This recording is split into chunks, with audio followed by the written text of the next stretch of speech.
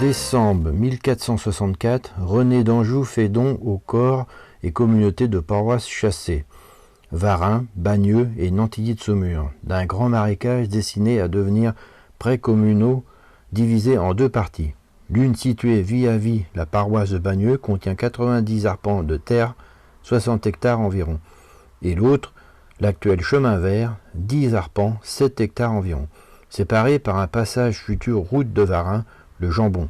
Cette application de Jambon est également donnée en raccourci au Petit Marais.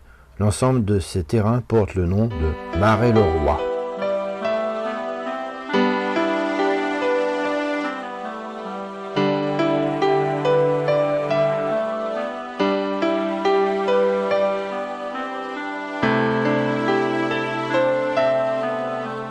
L'ouverture du nouveau centre social a soulevé un vif intérêt dans tout le quartier du Chemin Vert. Et dès le matin, les visites furent nombreuses. On voit ici M. Ancelin, de la Caisse d'allocation familiale d'Angers, accueillir dans le hall un groupe de femmes venues s'informer sur le rôle de l'action future du centre.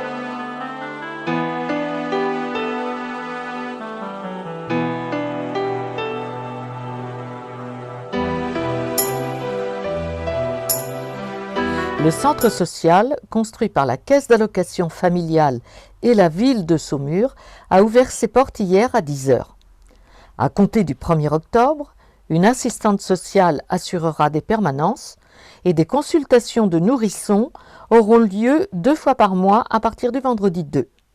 Mais il ne s'agit là que des premières activités du centre, dont le rôle se veut beaucoup plus important, et dont l'action ne manquera pas d'apporter un élément positif de développement social pour le quartier du Chemin Vert et l'ensemble de la ville. L'objectif des ateliers de l'avenir est de rassembler les habitants du quartier du Chemin Vert et de la cité Georges Cormier avec la volonté de leur faire exprimer leurs idées sur le quotidien de leur quartier et de faire ensuite qu'ils deviennent acteurs.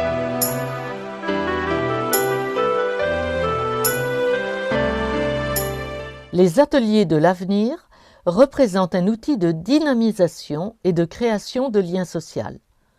En effet, leur principe est de confronter les idées et les remarques des habitants, mais aussi des élus, des techniciens, de ceux qui travaillent dans le quartier, pour arriver à trouver en commun des améliorations pour la vie de tous.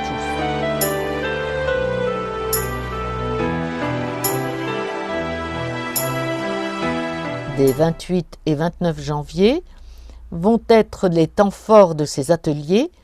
Pendant une journée et demie, tous les riverains, mais aussi tous les gens qui travaillent dans le quartier, vont être invités au centre social du Chemin Vert.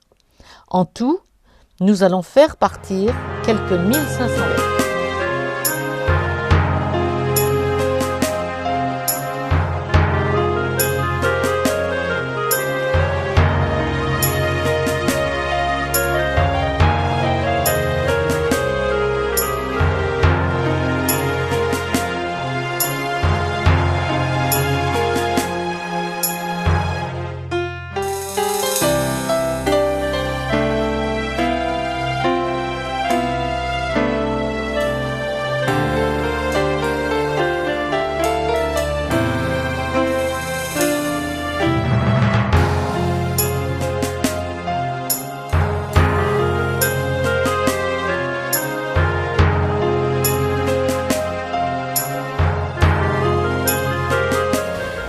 Le journal Le Chemin Vert qui évolue.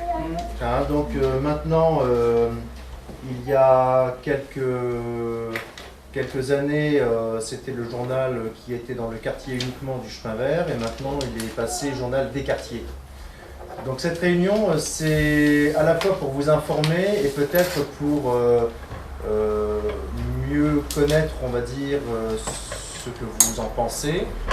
Comment vous allez peut-être le voir évoluer, et puis si vous, habitants donc, des différents quartiers, seriez intéressés à participer au comité de rédaction.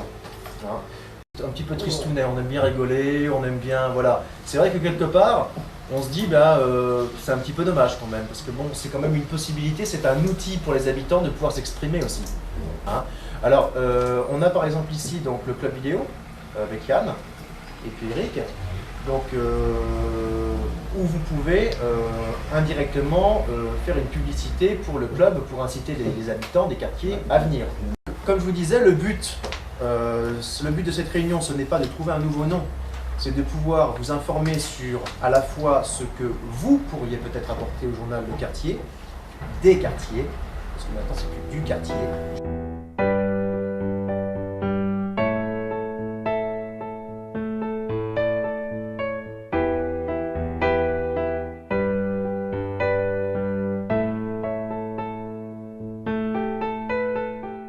Les locaux de la halte garderie ont été créés en décembre 1970 et la halte garderie a ouvert ses portes au printemps 1971 pour 20 enfants âgés de 3 mois à 4 ans. Cette structure a été créée par l'association du Chemin Vert. Elle fonctionne avec 5 bénévoles par roulement. En 1972, il y a 2 créations de postes salariés, une infirmière et une auxiliaire. En 1993, la halte garderie est baptisée. Elle trouve son nom, ce sera la boîte à malice.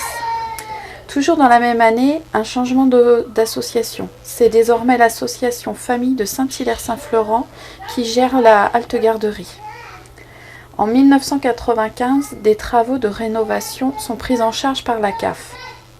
On y trouve la réfection des sols et des murs et du plafond, la création d'un bureau et d'une chambre, la mise en place d'un système d'alarme, la pose de films sur les fenêtres de la salle de jeu et la pose d'anti-pince-doigts. En 1993, il y a aussi 2 postes d'éducatrice de jeunes enfants.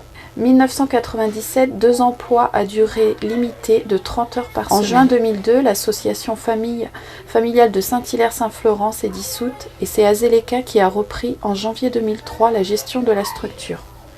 En avril 2004, la boîte à malice devient une structure municipale et au 1er mai 2005, il y a une extension d'ouverture avec une journée continue supplémentaire le mardi et le lundi après-midi.